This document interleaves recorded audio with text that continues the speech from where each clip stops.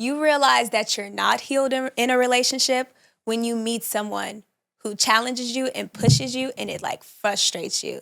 When they're challenging you and pushing you to be better and you're taking that as, oh, you're putting a lot of pressure on me instead of, ooh, maybe you just really love me to want to see me do better. This is Sad Boy Radio. What's the word, everybody? Welcome back to Sad Boy Radio. I'm your host, Matt, and today, man, we got a very special guest in the building. Man, it's a pleasure to have you. I'm happy to be here. You've been performing for a very long time, since you were age 5, right? You performed as young Nala on Broadway, and man, everybody mentions this, the Tony Award winning musical, The Lion King, like we don't know where Nala's from. Yeah, right. Man, you landed a lead role in DreamWorks television series Madagascar. You're signed to Hitmaker Records. Man, you just dropped your recent single, SOS. Introduce yourself. What's up, y'all? My name is Shaylin B. Originally from Chicago. I now live in Los Angeles. I'm gonna really, I guess, start claiming LA because it's a little cold here. I don't know. At this point, you got to start claiming LA. You've been out there longer than you were in Chicago. Since 2012. Well, I'm starting to be out there. Like, yeah, I think next year makes LA the longest place that I've lived.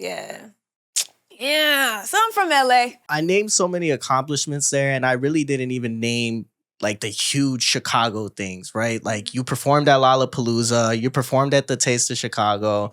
Like you did some real monumental achievements and milestones for anybody in the world. But for somebody from Chicago, like those are significant. Yeah, absolutely. What did it mean for you to be able to complete those so early on in your journey? It was just amazing to be able to have so many accomplishments so early on. I'm really from Maywood, so my biggest thing is letting the young kids, the boys and girls, know that you can do this, you know, like watching this chocolate girl from Maywood just grow up and kind of like navigate the industry. I just want to be like a beacon of hope for the youth that you can do it. So that was like the biggest joy out of it all. So something you touched on right there, and man, we're going to jump right into it for real, right? But you used the keyword chocolate girl in there, right? And something that you've mentioned previously is being a dark-skinned girl within the industry has brought its own struggles. Absolutely. What are some of those struggles you've seen? I think the biggest thing as far as colorism, being turned down for different roles, in knowing it's because of my skin tone, knowing it's because, you know, once I see that the project was cast, it was a lighter skinned girl or, you know, it was a white girl or, you know, something like that. But my parents always just instilled so much confidence in me that although I knew that I was being overlooked, I never felt overlooked. I always felt like, you know what, I just got to keep going. I just got to keep pursuing it because it's going to happen for me. You know, what God has for me is for me, and my skin tone isn't going to stop that, you know? So sometimes it felt like a hit, like a blow, but I always knew my skin tone was something that made me stand out and something that made me special. And I love being a chocolate girl, so I'm going to keep putting on for the chocolate girls. In those moments, though, right, it hurts a little bit. It hurts to be rejected for whatever the reason may be. Where did you find yourself mentally in those moments? I remember some moments where, I mean, music is my dream, it's my passion, so I always wanted to keep at it, but there were definitely some moments where I was like, I'm ready to go back to Chicago. Thank you so much, LA. We can wrap this up. And I remember like crying to my parents about it. This one particular time I had just did a, not an interview, but like, I just had a meeting with Matthew Knowles, actually, and it was with him, and it was this guy who was trying to get me to sign to a girl group. And Matthew Knowles told me, he was like, your biggest thing in this industry will be you being a dark-skinned girl. He was like, that was the problem we had with Kelly in Destiny's Child, you know? So it was just always going to be hard. It's going to be 10 times harder for you as a dark-skinned girl. Maybe like joining a group would be the best thing for you. And then after that, I think I had an audition where literally, it was maybe a day after I had an audition where I went in and I had to sing. And I knew I blew the casting directors away. At least I thought I did. And it was a quick, okay, thank you. And then I walked out the room. And then this other girl, you know, blue eyes, blonde hair, went in and stayed in there for a mad long time. But I heard her sing and I was like, I know I got this part. No, she just stayed in that audition room for such a long time. I remember getting in the elevator after that. And I didn't get the role, but I was talking to my mom, and I don't even think I made it out the building. I was crying. She was like, girl, you better hold it in. Hold it in. But yeah. So then anyways, that happened. It was like boom, boom, boom. And then I was on my phone like the next day after that, really feeling like I was ready to give up. And Kanye Choir had popped up. And I was like, oh, God, I would really love to do Kanye Choir. Like, that would be so cool. So I kid you not, maybe like 30 minutes after seeing that video, one of my friends from my church in LA had called. And she was like, hey, I'm a part of the Samples, which is Kanye's choir. Would you like to come audition and be a part of it? So I remember walking out the room to my parents, and I was crying, and I was like, oh my gosh, I just prayed I wanted to do Kanye Choir. And it was like back to back after Matthew Knowles saying, you know, your biggest thing is going to be being a dark-skinned woman, to walking into an audition room and, you know, blonde hair, you know, she's going to get it because she's more visually appeasing to, like, you know, America. To finally like have that win in it, like asking God for something, and then I call them winks from God, like asking him for something and then he's answering your prayers. I feel like just those little moments of victory were what kept me going, you know? So I went to my parents and I was like, oh my gosh, like I got asked to be in Kanye Choir. And I remember my dad was looking at me like, why is she crying? But like, 'cause I was ready to give up. I was ready to give up, y'all. I was ready to give up. But yeah, just being able to talk to my parents through those moments, and then knowing that, you know what, it may be a whole bunch of no's, but that one yes is going to set it off. That's what really kept me going. And that's how it really goes, right? You know, it's those moments where everything feels like it's falling apart. And there's just that one sign from God that is really like, this is what you're supposed to be doing, and this is the reason why I have you in these moments. For me, I think back to these situations where, you know, reflecting on the 5 years, there's so many times where it was like, had I not gotten this interview, had my intern called off, had my intern not been able to do it and my producer called off, it would have been like, well, what do I do, right? Because when my producer started to have family problems, my intern came right away, right? And that's when he jumped on board. And then when my intern left, that's when I was able to just put it all together by myself. And it was those moments where it was like, you take those things for granted and you look at it like, this is just what I was supposed to do. But reflecting on 5 years, like, God always placed me in a situation where I had the resources to be able to do what I needed to do and what I wanted to do, right? So it was just one of those things where it's like, for all the bad moments, for all the rejections, you're where you need to be. And getting Kanye Choir Yeah. after you prayed for it, right? And yeah. even take it a step further, you're being rejected from these roles for what we believe to be the colorism aspect. Now you're joining a choir that is led by somebody who looks like you and represents what you represent. Absolutely. And it was so many people from Chicago in that choir. Like, it was deep. I feel like, honestly, I told them I was from Chicago in the audition, and everybody who was from Chicago made it. Like, I ain't gonna lie. I feel like it was like, They brought you on because you were. yeah, because, you know, Kanye, he was probably like, yeah, let me bring him on. But no, for real, like, I feel like especially this year, God has really stripped me down, and I became so grateful for the resources that I have, you know, because I'm so used to doing things so big and grand, and, you know, I haven't been able to do my productions the way that I've wanted to do them. But in that, I found more creativity. You know, I feel like I'm really starting to build a brand, and it's because he stripped me down.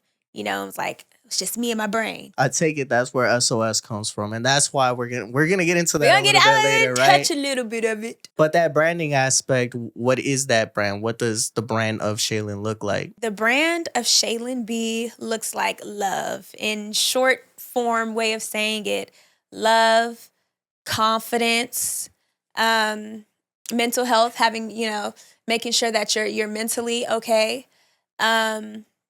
I feel like especially in music and in society today in general, we don't see a lot of like that positive love factor. You know, everything is so vulgar and Oof, child. It's just vulgar. Like, why can't we just be in love? You know? Like, don't you want it? I feel like we want to be in love, but with the culture and having like 3, 4, 5 guys or girlfriends, it's just so normalized in today's world that you're losing the sense of love from music, you know?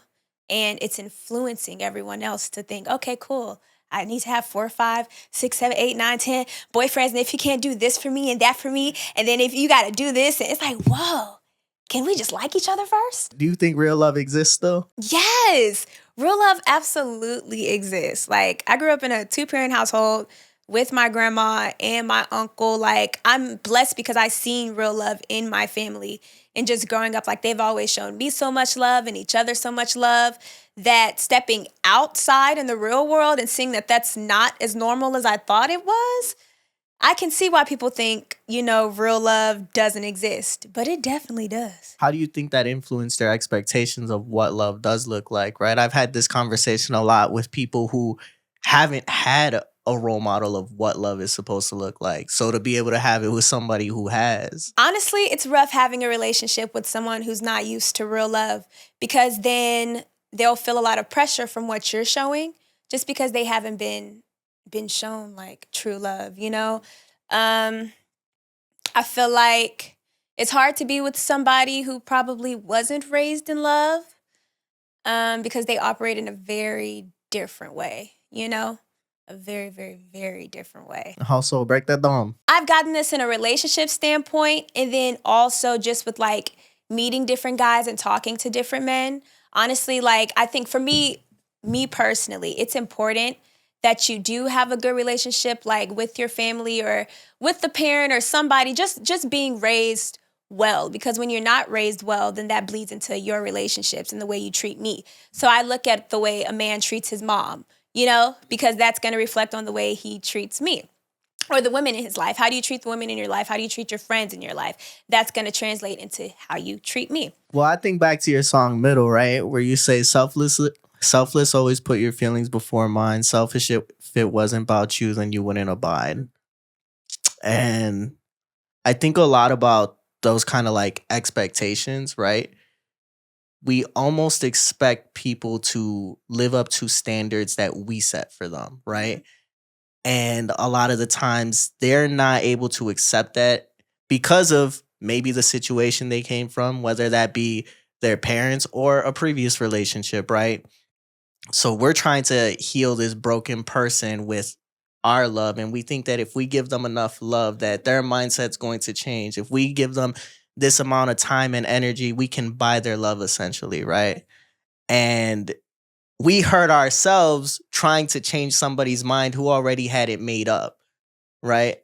So I think, from one standpoint, as much as we'd love for somebody to be able to accept it and give it back the way that we hope and the way that we think that they should be able to, for us to also expect that is a little bit selfish because now we're trying to put our expectations and standards onto them. I think that's why it's important to choose a partner who you have similar love languages to, or just maybe a similar background to, as far as when it comes to like love and upbringings, because I feel like the way you communicate with the person has a lot to do with your past relationships. Like, are you healed from it? Are you still, you what you wiping your hand for like that? I mean, it's true. Man, because you're hitting some spots right there, right? Yeah. The fact that a lot of the times people do say they're healed or they believe they're healed from situations that they've been in. But at what point do you really realize and really understand, like, oh, when you realize when do you realize you actually are healed? You realize that you're not healed in a relationship when you meet someone who challenges you and pushes you and it like frustrates you. When they're challenging you and pushing you to be better, and you're taking that as, oh, you're putting a lot of pressure on me, instead of, ooh, maybe you just really love me to want to see me do better. So when you meet somebody who's like, their standards are up there, you know what I'm saying? And they're really putting a lot of love on you, I feel like that shows where you're broken at. Like, you know what I'm saying? That exposes your wounds and where you probably need some healing. Tyler, let me go do a little work on myself. And I'm not saying I'm perfect. However, I'm gonna push you so that we can both. So can you heal within that relationship, or do you believe that you need to take that step back in order to fully heal? I think you need to take a step back in order to fully heal. I think sometimes, I'm gonna be honest, I'm not trying to help you heal. I'm gonna need you to come healed. I don't have the time. I am 23, trying to have my career take off and also take care of myself. My main priority is always going to be putting myself first and my mental health first and making sure that I'm good and healed. So I'll be damned if I'm spending all of my time trying to help you heal. Then that's taking time away from me. And then that's putting a mental strain on me. What were those broken parts that you had to learn to heal from? People pleasing. I would definitely say people pleasing because not even in relationships, but especially in the business, you can't be a people's pleaser. You'll get ran over a lot. You have to be able to make decisions on your own based on what you want, so that you're staying true to yourself. So I would say people's pleasing. What else did I have to heal from? I don't want to say, man, name some stuff. I'm not saying I'm perfect. I haven't been in a lot of relationships, honestly. I've only been in 2 serious relationships. And every time, what is something that, I trust too quickly. That's something I would say I had to I'm still learning to deal with is not trusting people too quickly because then they'll take advantage of you. So then you'll get into the same types of relationships where I also care a lot, where you're taking care of the other person, maybe not in the same capacity that they'll be taking care of you in, So yeah, just really learning to put myself first. You show it in middle, right? You're talking about you always put your feelings to the side for the other person. Yeah, there's only so much of that you can do. There's only so much of putting my feelings to the side for you that I can do before it blows up, before I get irritated. Now I'm irritated at myself, really, because I let it go that far. At what point did you realize, these are probably things I should work on before I entertain anything? I would say after my first relationship, my second relationship that I recently got out of, it ended kind of in a similar way, but I was able to walk away like that. I had already been working on leaving the first time. Just the things that I already listed. I did that after the first relationship. So I ain't gonna lie, I healed on up. You stood on business. I stood on business. I ain't gonna lie. You know what though? That's real. But for me, you say it in a song too. I forgot which song it was, but I continue to make the same mistakes, even when people show me the same pattern, right? So I guess I'm no. I forgot exactly how you said it. Hold on, I forgot exactly how you said it. I'm talking about from my point of view, right? Okay, period. For me, even though I recognize the same pattern and the similar things that somebody might be doing that reminds me of my past, instead of walking away and being scared, I'm like, nah, this time is gonna be different. This time I'm gonna fix it differently. No, but it's true. You said I'm gonna fix it differently instead of walking away. That's what you said? I think that I can fix it. I don't fix it. And it's not because this is my issue, right? Because if it was my issue and I came to this person and I brought the same problems consistently, then I would be like, okay, well, what am I doing wrong? Why am I not treating this person in the correct way, right? And I noticed that from the first time, and then the second time came and I changed all those things, but I still found myself having similar issues. So I'm like, is it the type of person you're picking type thing? It probably is the type of person, I'm not gonna lie. Honestly, when you have a type, you have a type. It's the red flags. The red flags. And it's so, oh my gosh. The real thing, B, is when you get out of a relationship and you realize all the little stuff you overlooked that you should have clocked. That was the biggest thing for me. I should have clocked you on that. I should have clocked you. But when you're first in love, it just be so whimsical and magical that you overlook the little things that will probably become a big problem in the future. And then that person will think it's sweet because you didn't overlook it so many times. You want to break that down? What did they do? What did they do? Honestly, I am a very, very sweet girl. I think sometimes people will take my like kindness for weakness, or will think that I will just love them through whatever BS because I've stuck with them for so long. But I don't tolerate disrespect. So once I feel disrespected, then no matter how much I love you, I will love you enough to leave you. Because you know who I love more? Myself. So why did you stick around for so long in those instances? What were you holding on to? Because I didn't. Okay, so honestly, my non-negotiate, what is it called? Negotiable, your deal breaker? Yeah, my deal breaker is cheating. So you have one time to do it for me, and then I'm out of there. So it all seemed great and well and fine and dandy. But I feel like if you really love a person, what I'm also learning is you can love a person and not be loyal. I would rather have loyalty, to be so honest. Like, I want somebody to be loyal to me. But I feel like when you really love a person, you shouldn't even want to put them through like the type of pain, with that cheating is. I guess sometimes the flesh could be weak, but you need your mind to be stronger. I'm sorry. So you got one time, and yeah, you out. It was both of them that fucked up the same way? Child, yeah. Fuck. The hard part is we create our own standard for what love is supposed to look like at the end of the day, right? And when people do these things and you're like, how could you do that to me? Like, I thought this was different. I thought this was something that was real.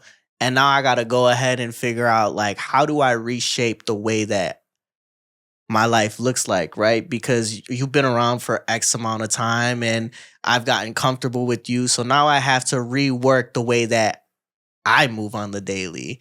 But even with that, now I have to rework the way that I think about you, right? Because for so long I had this love for you. For so long I looked at you with these pure intentions and as this pure person, and now you let me down in like the ultimate disrespectful way. Ultimate. And I'm gonna be honest. Cheating, yes, it's a non-negotiable. But what would make me never want to mess with you again is lying to me. Like, yeah, okay, you go cheat. All right, that's messed up, right? But at least tell me the truth about it. Like, and the thing is, when I know that you're lying, and you continue to lie, and I'm like, bro, I know you lying. Just tell me the truth. You gonna continue to lie? Oh, that's when I gotta cut you off. Because you're playing in my face. I don't like that. Don't play me like I'm stupid. I'm thinking back and I'm like, fuck, like, not that I was the liar, but I'm thinking back to my... It was a liar. You lying right there. I'm thinking back to my situation where it was, damn, why do I gotta be the one that fucked up? Nah, he said, I think about it, I was like, damn, actually, I did lie a little bit when I told her. Nah, I ain't lie. You lied. Look at me in my face. See, yeah, you can't even look me in my... That's how you get them. Which one did I lie to? Man, you know what?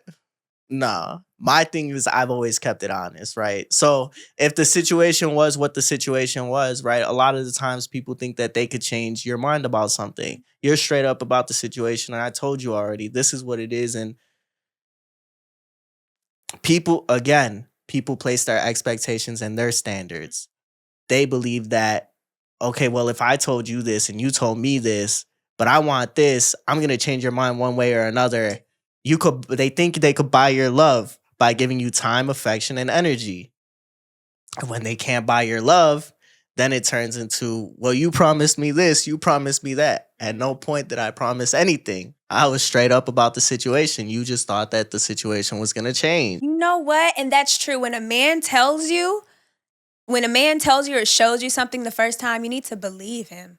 Like if he's, I mean, it's honest. Like if you're saying, no, I don't want a relationship and this is what it is, and you're thinking that you can change his mind if you do this, or if you just be the best person in the roster. No, if that's not what you want, don't try to change that man, because he ain't gonna change. He just gonna get better at hiding it.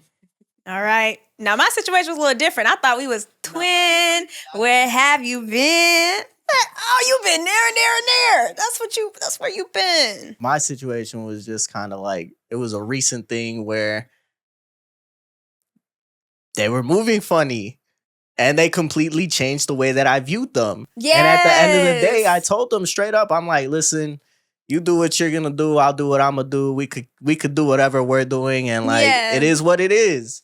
They still proceeded to lie to me about shit. I'm like, it's like, bro, I just said, okay, now that I ain't go, oh, okay, wait. Now I'm gonna tell you. Do I want to incriminate myself? Okay, so I get that though, but like, no, tell the truth. That's all I'm gonna say. I get where she's coming from, but no, because then if the shoe's on the other foot, I'm not gonna get where she's coming from. I don't know. I just don't. I'm like, why you gotta lie? At that point, like we already established what it was. Because low key, I would say in my very first relationship, it was like that. Like we had broke up and then we not really got back together, but I was like, I gotta be able to trust you again. But I was definitely talking. I had met better people in the time we were broken up. So then I was still trying to work it out with him, but like I was talking to other people and he knew I was talking to other people, but like I was pretending like I wasn't talking to other people. And that's where I messed up at. So I said, let me not do that again. I said, when we break up, we just gonna break up. Like, let's not spin the block. Let's not keep in contact. I don't want none of that because if you were mine, I'm just like, I can't love a person and then just let them do what they want. Like, I'm sorry, no. We're either locked in or we're not. Is that where Over Again came from? Not the first relationship. It came from like the one I just got out of. Like I was in Atlanta.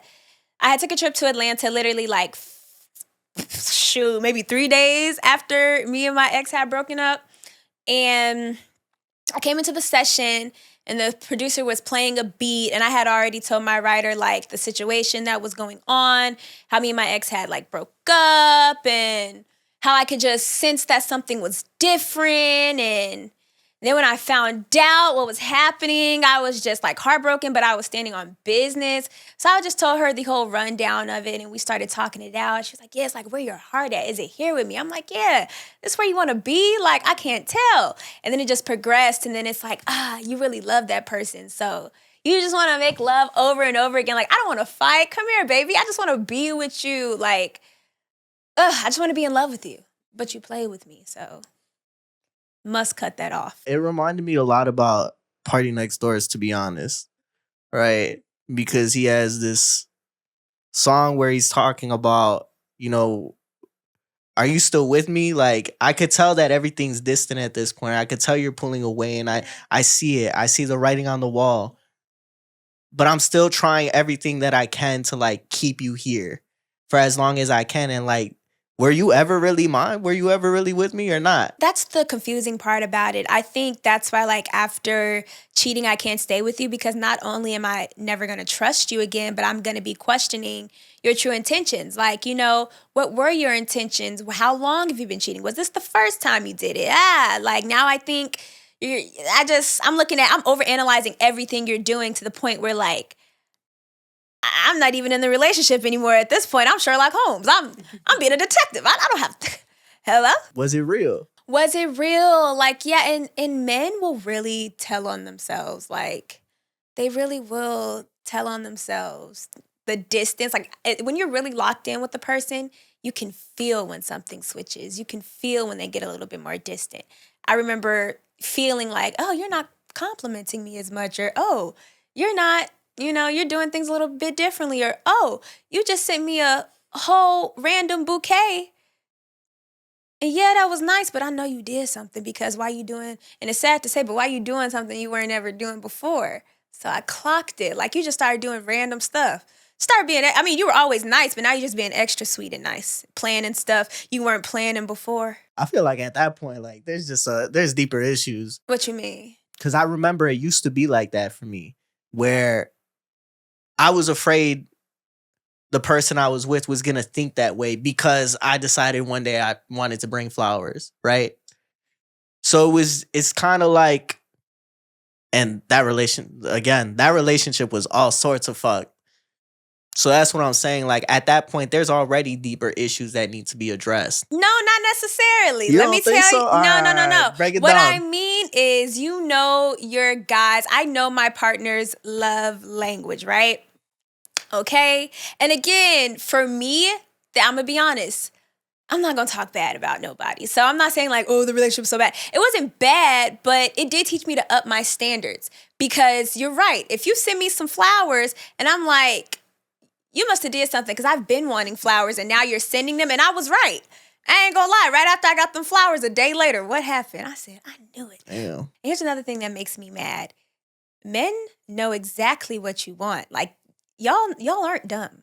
You know, if I've been saying, oh, I want this, that, and the third, you know that I want this, that, and the third. So this is what made me mad. If for the past 2 years, I'm like, oh, I like flowers, or, you know, I'm not a person where you have to do a whole bunch to make me happy. I like simple things that'll just make me smile, you know? So after I knew something was up because he had sent some flowers to my house, and I had been telling him I wanted flowers, right? 2 days later, boom, found out he had cheated. After that, when I say I got gifts, I got everything that I had been mentioning to him that I wanted, he started sending. When I say flowers and little like necklaces and all of this stuff, and all of a sudden he's like, oh, I didn't realize I wasn't treating you how you wanted to be treated. Yeah, that man fucked up. Yeah, you know what I'm saying? So it's like you knew what I wanted all along. You were just choosing not to do it. And I wasn't asking for much, which was the problem. I should have required more. I don't know if it was that he understood what it was you wanted or what you needed, because maybe he did, and maybe he just was consciously choosing not to do it, right? I think part of it might have been, you know, once he fucked up and once he realized like he did what he did, he was like, why did I do this? Like the answers are here. Like whatever problems we had, like they could have been fixed with all these things. But I think that sometimes we think that once things are so far gone, once things are so far damaged, that oh well, it's damaged. Like we're just gonna keep doing the same cycle that we do, and it's comfortable. So why change it? So that's what threw me off, because I would say the relationship was pretty healthy from what that's what I'm saying. It was just, I don't know. But again, little things, when I think back on like just little things, it's like, I probably yeah. We got together really quick after meeting each other. So I should have vetted him a little bit more probably. But he was cool. Maybe he just messed up. How long were you with him? 2 years. And how fast did you get with him? Then like a month. See, you know what? Yeah. So maybe he just had a little fumble, but oh well. I'm sorry. You have to be strong to. You know what? Here's what I will say. I get that cheating, like sometimes people cheat. I just don't have time to rebuild a relationship after that. Like I just don't have the time or the energy to rebuild something that was perfectly fine. And also, you have to be confident within yourself. To be with a boss like me, you have to be confident within yourself. You know what I'm saying? So if you're cheating for validation or because you feel like, you know, my career is moving or whatever reason you cheated, even if it was just a weak moment, what's going to happen when I'm away on tour for 6 months to a year? What's going to happen when, you know, I'm traveling, or when, you know, you may feel like, I don't know, it's hard being with the artist when I'm doing an intimate scene. Like you have to be able to be confident within that, you know? It can be intimidating, but you have to be confident. Let me ask this then, right? At any point did you feel like it was because of you? No. I think he cheated because he had a lot going on in his own life. And sometimes people just need some type of escape. And we were long distance at the top of this year, you know? He's also, you know, still in his 20s, so guys are, you know, he's trying to figure a lot of stuff out. And maybe I also think hanging around the wrong crowd, as far as like friends who are immature and still doing things that they did back in college or when they were in high school, at your big grown age of almost being 30, I'm sorry. Why are you still hanging around the same people talking about the same things? Your environment can play a lot into it, but also yes, your environment can affect you, but it also comes down to the person. And I think he just had a lot going on in his personal life that he needed to deal with. And yeah, maybe that was just his outlet. How much of it did you internalize the first time it had happened? The first time it happened, it was kiddie. I've only been in 2 relationships, right? So I'm 23, right? My first relationship, I was like 18. We broke up when I was like, 20? And then my second relationship, I got into it from 21 up until now. So it's like the first time we broke up, it was something like petty. Like I caught him texting somebody. I was, oh my God, how could you do that? And then we got back together, and then I was doing what I was doing. He was doing what he was doing, but we weren't actually together. So then when we had broke up, it was like we was both done anyway. So I didn't put none of that on me. I didn't think nothing on me. But the second one, I didn't think nothing of me either, because I was cool to the man. What you do that for? Emotionally and mentally, you got to be a strong person to not have any thought of, well, damn, what did I do wrong? He also cheated down, so I don't know. It honestly didn't make sense. It didn't make sense. And I'm not saying, I mean, listen, when he cheated on me, it wasn't a situation that made me think, oh my God, what's wrong with me? Like I immediately was like, oh, he tripped. He messed up really badly. Again, like I said, I just think that, man, mentally and emotionally, you got to be a strong person to not put that on yourself at all, right? Because I think with any relationship, when it comes to an end, a lot of people internalize that and they search for these answers of, what did I do wrong? What could have I done better? Something that I did is something that so many people that I've talked to have done. And when it comes to somebody choosing to step out and go find somebody else that probably doesn't look like you, probably doesn't act like you, it's like, well, fuck. What was it? It was just convenience. It was convenience. It was an ego boost. And again, that's why I say you have to be very confident to be with a woman who has her own. I don't care what industry she's in. You have to be confident to be with a woman who has their own, because then you'll do things out of your own insecurities. You know, you'll do things out of your own insecurities and mess up your blessing. And then you go out here and find you shouldn't have done that. I had a good thing. So yeah, I didn't. He also told me after we had broke up, I ain't gonna lie, we broke up. He was okay. We broke up. I blocked him. Didn't talk to him for like a good month. Then when I finally did talk to him, like in between then though, like I blocked him, but then I opened my computer one day and I saw that you could still get messages to your computer. I didn't know that. Like I swear I saw all these notifications. I said, but in that, and then he had like written letters and stuff. And in those, he literally was like, you know what? You asked me when we first started dating if I was healed. And I told you yes. And then he went into whatever else he had said. So I knew it wasn't because of me, because he also said it wasn't because of me. You know, so sometimes people do things. Sometimes maybe he just had a weak moment. I can't run myself. I feel like I can't run myself crazy. You know what though? I love that for you. Oh, so that's what I was saying. So boom, blocked him for a month, right? Finally got on the phone with him, but I was like, because I knew the truth about everything by this point. I said, but if I talk to you, you have to tell the truth. He proceeded to lie. After being blocked for a month and a half, he proceeded to lie. And then I hit him with the truth that I knew. He still tried to lie. And then I had to lie to get him to tell the truth. How did you know the truth? Because I'm a detective, okay? You got to deny until there's hard proof. Wait, okay, if he watches this, he'll know. Wait, I'm going to say it because it's funny. I ran into the bathroom with his phone, right? I didn't know his passcode. He was with me, so I ran into the bathroom with his phone. And I pretended to put in his passcode, and I started fake crying. And he admitted to everything. He knows you're an actress, though. Baby, he was under pressure. He wasn't trying to think of nothing. I was like, how could you? He was like, okay, I did it. So then I had to stay in character. I'm like, oh, let me stay in character. And then I ended up, I kind of was already kind of putting little pieces together in my head. So I did have some evidence that he didn't know I had either. I had like a screenshot. Like I said, you gotta deny until there's hard proof. Until they got the hard proof against you. Then I told him, I was like, and I talked to the girl. I didn't talk to that girl. And then he admitted to more. So, but before all of that, because I seen like a text come across his phone and I was like, okay, like, I know you're cheating. So I said, listen, I know there's something to this. Just tell me the truth about just tell me the truth. I was like, just tell me the truth. We can at least be cool, but I'm not going to respect you if you lie. Proceeded to lie. He said the girl was his cousin. Yeah.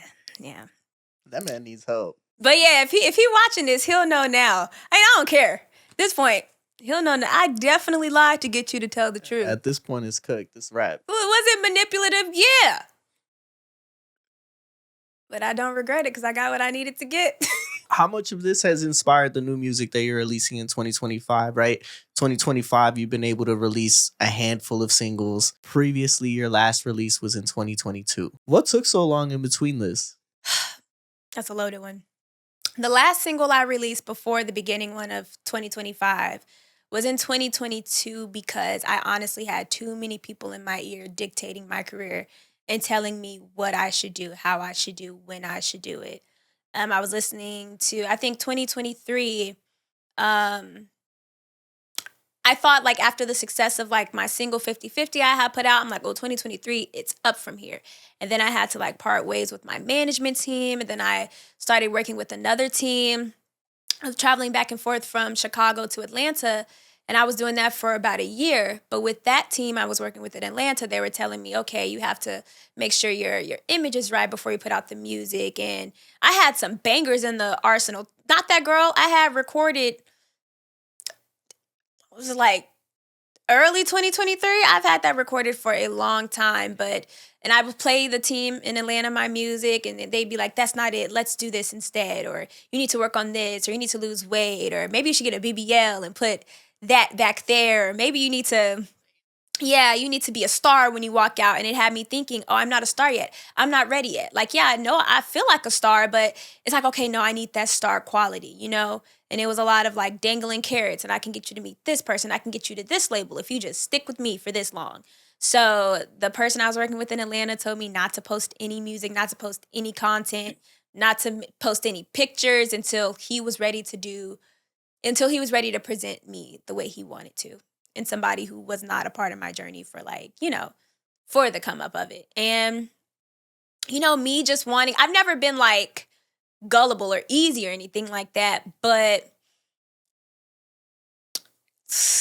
it was just listening to too many people, like just believing that I needed to be better to put out my music. But I've always been that girl. Like it never gave not a star.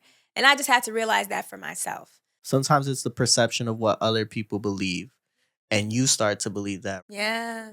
I had a conversation with my friend. I'm like, my people know these people and these people and these people. So why am I not getting set up for these interviews? It's like, do they not believe in the product? Do they not believe in what I'm doing? Because if we look at the numbers, my product stands out. My product does what it does. So I sit there and I'm like, well, if they're not setting it up, why should I reach out to these bigger artists in the city that, if my friends can't get it for me, what makes me think I could do it, right? And, I'm like, nah, bro, I got to go back to what I was doing, right? When I first started, I was reaching out to everybody. I was cold DMing, cold emailing, like, hey, this is what we do, just the same way I reached out to you. This is what we do. This is what I'm about. This is who I've sat down with. And before, I didn't even have names, right? Before, it was just straight, hey, this is what we do. I'd love to have you come on. And right, that perception of what other people think about you, or at least what you think they think about you, impacts the way that you start to move. I found that it had nothing to do with me, but a lot of the person I was working with, their own issues or their own insecurities or their own financial troubles of not being able to break an artist because they don't have the finances or something like that. But honestly, at the end of the day, God gave me a vision of my music. What's that vision? Honestly, when I say the vision, I mean of just trusting him and just putting out my music. Like, I just have my own style of music where either people are gonna like it or they're not. So it's really up to the people when it comes to music. You know what I'm saying? Not up to like what one person you're working with think is hot, you know? So I just have to trust in the gift that God gave me and trust that that's good enough to put out into the world. You don't have to be perfect when you start something, you know? And I love how you said you had to go back to what you were doing at first. Like, I got away from doing like just regular phone covers, and I felt like everything had to be a high production because I was told, oh, you have to like a star, you have to compete with this, or you have to wear designer, you have to do this, you have to do that. And I was like, whoa, let me slow down. But it's like, no, just use the resources you have. Because people want to feel like they can connect with you. They want it to be personable. You know, they want to see your come up. They want to go through it with you. So I had to just get back to doing what I was doing, my own writing, um, my singing, my covers, just putting out my music how I used to. And when I say this year has been so amazing because of that, just showing my talents and like not holding myself back, everything just started going up. Like, it was like God was like, just trust me and I got you. Just we gonna take you up. That's sometimes what you gotta do. You just gotta put the faith in his hands. You really do just have to put the faith in his hands because nobody knows what they're doing, to be honest. Like, if you're going to start, it's okay to start scared as long as you start. Because the longer you wait and the more you procrastinate, that was time spent that you could have at least been trying.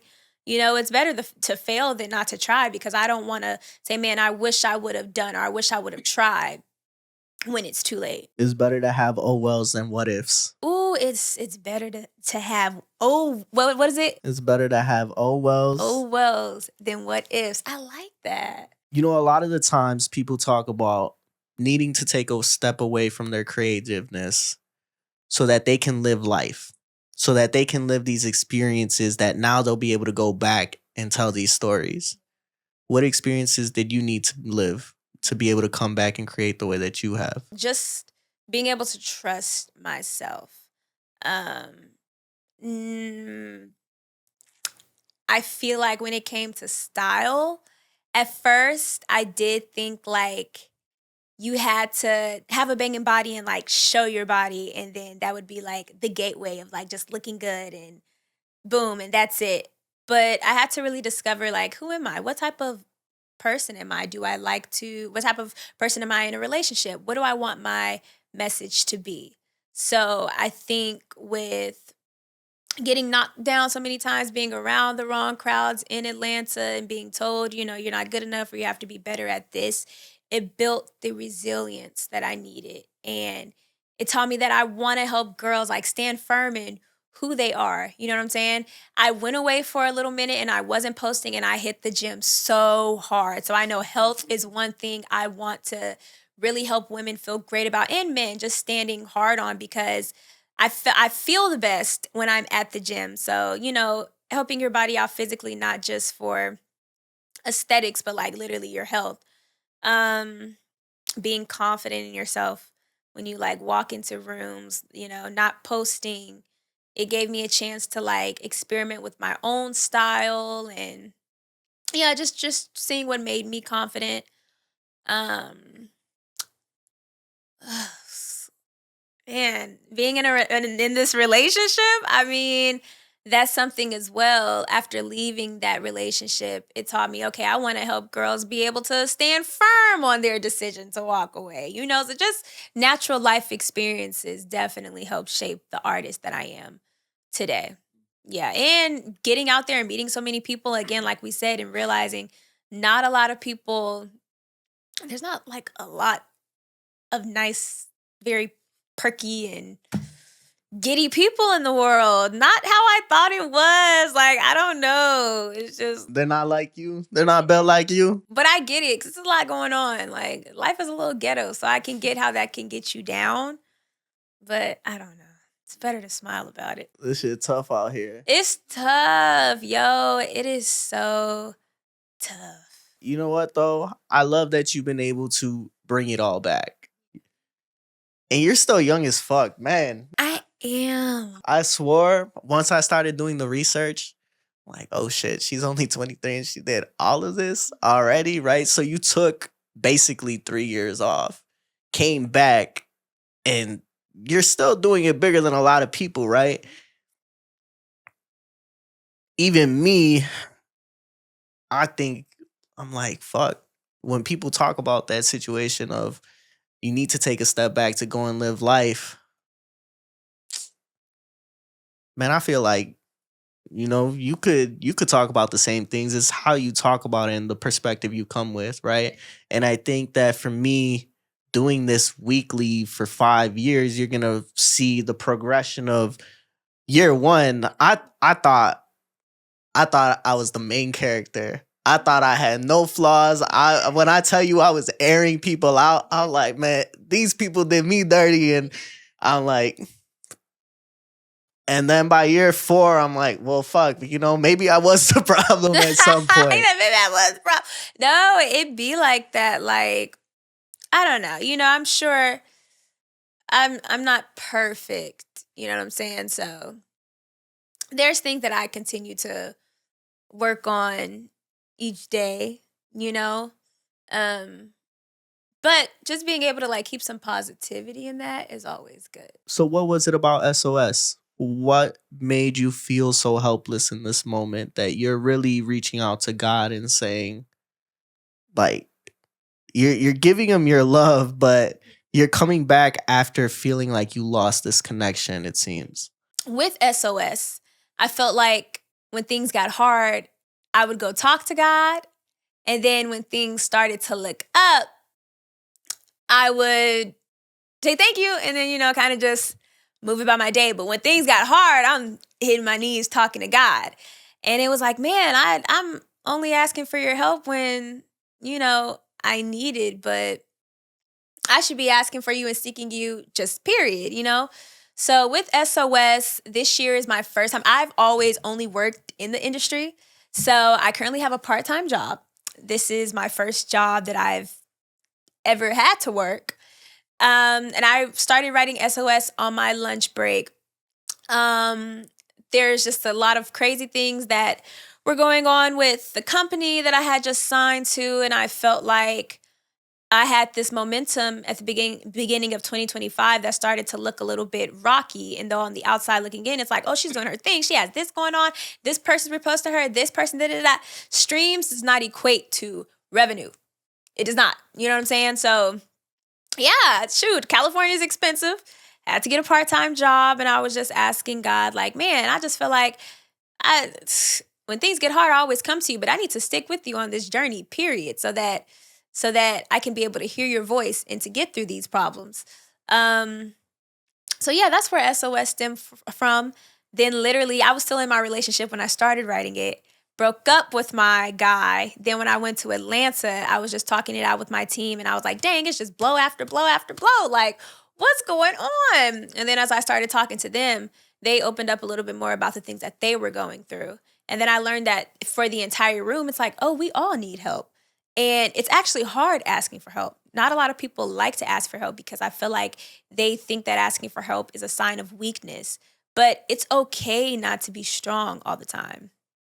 It's actually healthy to be able to accept like the feeling of sadness or just to be able to cry things out, because when you hold it in, then it's gonna pop out at the wrong time. So with the song, I just wanted people to feel like the vulnerability, people to know that like you're not alone and whatever like hardships you're feeling. Like it really is crazy hard times out there for everybody. So I just wanted a chance to be able to share how I felt, and then also to be able to connect with other people and hopefully encourage them to be more vulnerable and share how they feel. And I really do love the song because at first I did think, okay, it's slow, it's a more soulful song, so it's probably about a relationship.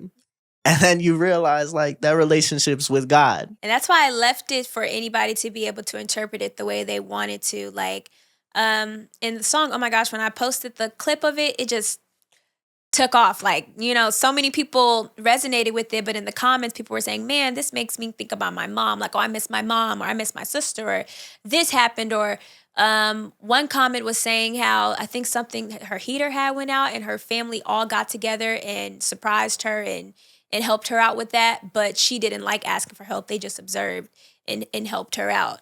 So yeah, a lot of people were able to resonate with it, which was great. But you can interpret it however you'd like to. But I was talking to God. At the end, there's a voicemail. Mm-hmm. Is it your mom, grandma? That's my grandma at the end. She says you're going to get up there and say what you went through, what you gave up, and I'm still here. Mm-hmm. Amen. What did you have to lose to reclaim this part? I had to lose myself to reclaim this part. Honestly, I had to lose myself. I got to a point, I remember, I was looking in the mirror and I was like, I don't even recognize myself anymore. I don't know what I want. Like, I don't know what I should be doing. I'm feeling really lost. Like, I got to get back to me. I got to get back to me. So that was me personally. But my grandmother was speaking specifically the things that I've sacrificed, to get to where I want to be, the things my parents have sacrificed. Like, they moved me out to LA, when I was like, 11, 12 to pursue my dream. So they gave up a lot to get me to do what I want to do, a lot of sacrifices. So moving away from my family at a young age, having perseverance, being able to, I gave up a full ride to Howard University for this, and I'm still here, so yeah, I got to a point where I feel like God really just stripped me of everything. And I had to look to him and myself and say, yo, what do I need to fix so that I can get to the next level of where I want to be? You keep saying stripped you away from everything. What was it? Well, I wasn't able to do things on a big production budget because I had to budget, Definitely the relationship I was in stripped me away from it because I feel like if that person's not supposed to go where God wants you to go, he's going to strip you away. And that's the exact thing I told my ex. I said, you're not ready for where God's taking me. So, of relationships, of friends and party life, I have a few friends. I can count on my hands how many friends I have, but we're all going towards the same goals. But not being able to like go out and, party or having to sit in the house and really isolate.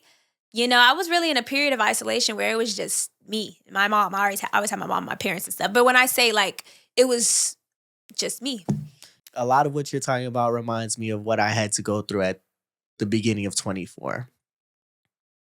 Stripping you down, breaking up with my girlfriend. So this idea of what you think life is going to be and what it looks like blows up, and that's not there no more.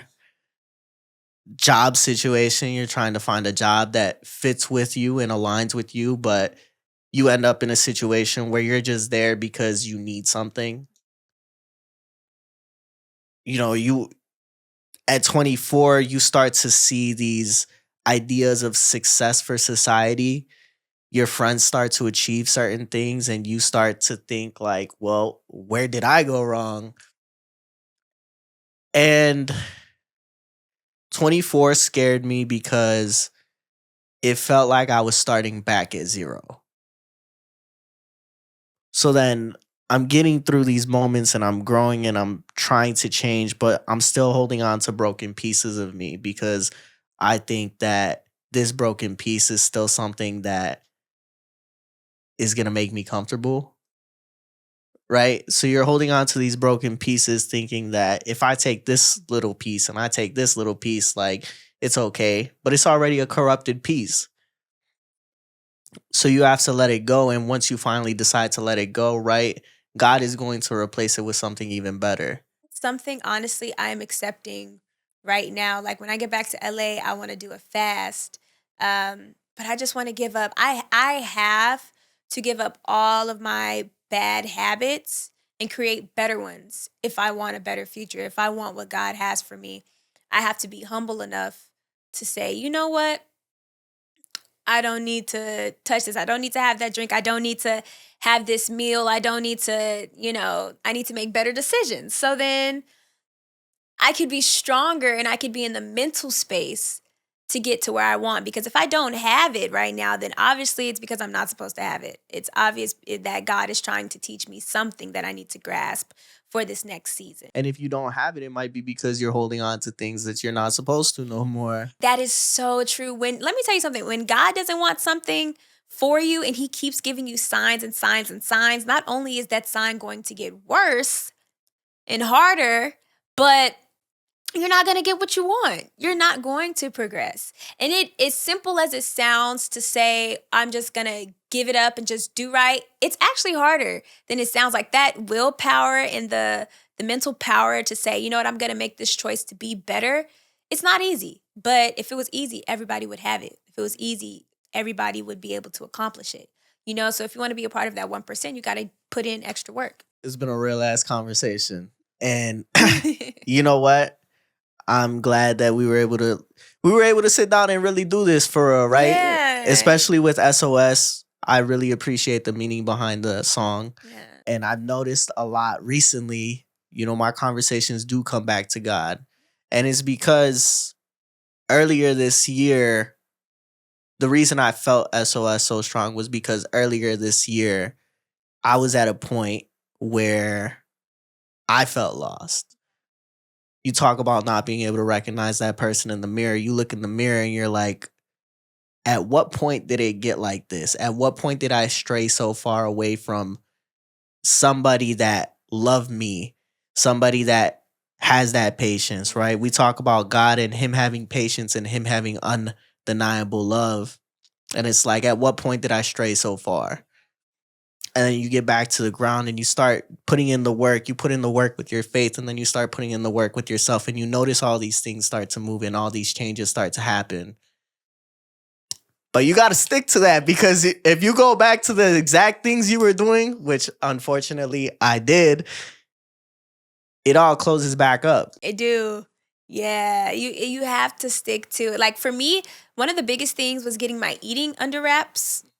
And once I did that, because it's a big part of the career that I'm in is being, physically appeasing, but also healthy. But just making the little switch in like my diet and saying, okay, even if I eat out, I need to eat healthy. I need to eat healthy because I know this is where I want my brand to be. I need to eat healthy. I feel like once I started getting my health right and I got in the gym, things started to open up more because it's a big part of, my career. So yeah, just making those little sacrifice, little changes, and also making sure that although sometimes it can get lonely, when you're being isolated and picked apart, not hanging around people or being in the company of people just because you are lonely, because then those can create bonds that aren't healthy, or it can just get you farther away from what your goal is. So sometimes you do have to just sit down and be alone and be okay with being alone. In your message that you sent to me, you told me that you feel like you have to make the most of your time. What is it you feel like you're still chasing? I'm still chasing a legacy. Like I don't feel like I've left my footprint on this earth big enough in the way that will create generational wealth, the way that will be able to take care of my parents and my family. Like I want to leave a legacy. So that's what I'm chasing. Like I want to die proud and knowing that I did everything, I tried everything in my power to get what I wanted. What is it you want? I want to be a big superstar. No, really. Like I want to be one of the world's biggest R&B superstars. And I want to bring back that message of real love and loving yourself and being confident and being vulnerable. I want to bring that back to music right now.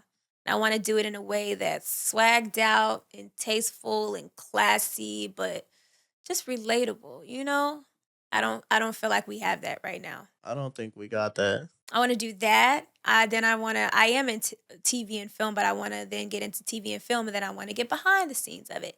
And I want to take like the money from that and then do like real estate and property and all of this. There's a lot of stuff I want to do. Um, but in a short way of saying it is just create a legacy. So where did the fear of running out of time come from? People are dying at 22. Like I'm blessed to be 23, you know? I think when I was younger, I would always think that you had to be old to die. And one of my classmates from high school, I think when he had passed away, I was like, oh, woof, like anybody at any time. That's a real take though, because I I think everybody has that fear. I think everybody has this fear that time's running out, especially when you're 21, 22. You start to think like, I need this to happen right now. If this doesn't happen tomorrow, I'm giving up in a week. And honestly, I think for me, it's less about time running out and not knowing the time like that you have. I don't know if I'm not gonna say my time running out, but you just never know when your time is, you know? So why not spend every day doing everything in your power to get what you want? Because we all have one thing in common. Like we're all born and then we're all gonna check out of here, you know? Like that's true. Like the only thing promised to you when you're born is death. So why not make the most of it? Well, we're gonna leave off on that note, but how happy was she when you booked the Madagascar thing? My grandma was really happy when I had booked Madagascar because we used to watch the movies together. Yeah, and our favorite character is the role that I ended up playing. So I played younger Gloria, and our favorite character was Gloria. How did that come about? You coming straight out of high school to book that? I was a sophomore in high school when I had booked it. And honestly, it just started off as a regular demo session. So I was brought into the room just to sing the theme song of it. And my dad always taught me, when you have an opportunity, take it. When you have an opportunity to showcase more than just what you were brought there for, take it. So after my session, it was for DreamWorks. I asked them if they were looking for any writers for their projects. They said, okay, play me something that you wrote. And I played them a song that I had wrote and produced. And as I was playing it for them, they were like, you're actually good. They were like, wait, we get a lot of people who ask for a shot and it's horrible. Like, oh my gosh, you're actually good. So then they asked, do you act? I said, yes, I do act. Okay. Well, how about you come in and read for the role that you just sang for? Mind you, I was just supposed to do the theme song. So I ended up going back in, I think like, I don't know if it was the next day or the next few days for an audition. I've never done voiceover before. I auditioned for the role. I was going in for like the past month, just back and forth, and I ended up booking the role. So I talked myself into the role, basically. But that's what you have to do. You got to take your opportunity, because if I would have never said anything, they would have never known. They would have just overlooked it. They would have just overlooked it. You have to make your presence known. That's one of the biggest things I've learned in this industry, especially as a chocolate woman. Oof. You have to make your presence known. You have to be at tip-top shape, better than everybody else, because you're going to be judged more crucial than everybody else for being a Black woman in general. And you're representing all Black women. When you're the face of something, you're representing all Black women. And when you're a Black woman, you know, so that's just how it is. So just always making your presence known and being proud in that. I keep saying last one, but I feel like I'm not doing my job if I don't really ask these questions, because, right, we jump straight into the personal, but there was a whole beginning of the professional. So I'm going to ask you to break it down too. How'd you end up booking the role of Nala then? When I tell you God's been good, when I be saying God be good, I be meaning it, boy. But I booked the role of young Nala in an open casting call. So my TT, she told my mom about the audition. I was like 8. You had to be 9 to audition. But she was like, you should just go. She should just go. She would be perfect for this role. So my parents took me down to a huge building in downtown Chicago. We were standing out there with like over thousands of kids. We were out there for hours. Finally, they took us into a room of 50 kids at a time, and they had us going back and forth singing, "Oh, I Just Can't Wait to Be King." So when they point at you, you sing the part. They point at you, you sing the part. They pointed at me, and I sang my little part. And they said, "Okay, numbers, this, this, this, this." It was 4 numbers they called. "You can stay, everyone else bye." And I was like, oh. And I looked down at my shirt. I said, "Hold on. That's me. Wait a minute." So it turned from thousands of kids to 50 kids to 4 kids. And out of those 4 kids, 2 of us ended up getting booked. 3 of us ended up getting booked. 2 went to Vegas, and then I went to New York. And one of the other girls actually ended up being one of my best friends, still one of my best friends, who had went to Vegas to do Lion King. But it was just an open cast call, didn't have an agent. And they were like, "Oh, you're 8? You're a tall 8-year-old. It's okay." Oh, you gotta flex on them. You went to the real shit. You went to Broadway. Yeah, it was amazing. I did do Broadway. And then it was crazy because when I went to middle school in LA and I was in a musical theater class, we had one day where everyone had to tell their goals in life, and everybody's goal was to be on Broadway. When I did Broadway, I didn't realize what Broadway was. I just knew I was doing something fun and that I liked to do, but I didn't realize Broadway was such a big thing until I moved out of state and I realized, oh, people are trying to do this for real, for real. So then when they found out I was on Broadway, they were, "Oh my gosh, how did you do that?" Da-da-da-da. God's favor, honestly. Like, I just did the audition and it happened. You want to go back? Yes, I want to go back to Broadway so bad. My biggest goal in life is to be an EGOT recipient. So Emmy, Grammy, Oscar, Tony. Tony's for Broadway. So I want to go back on Broadway when I'm older. Not anytime soon. I want to do I feel like I'm on a good wave with my music in my personal life, but yeah, I want to go back on Broadway. Man, there's a lot of people, a lot of legends that come from Broadway. Right now, some of the current stars off Broadway were Leon Thomas and Ariana Grande. Yes, and 13 the musical. Yes. Again, I'm so happy that we were able to sit down.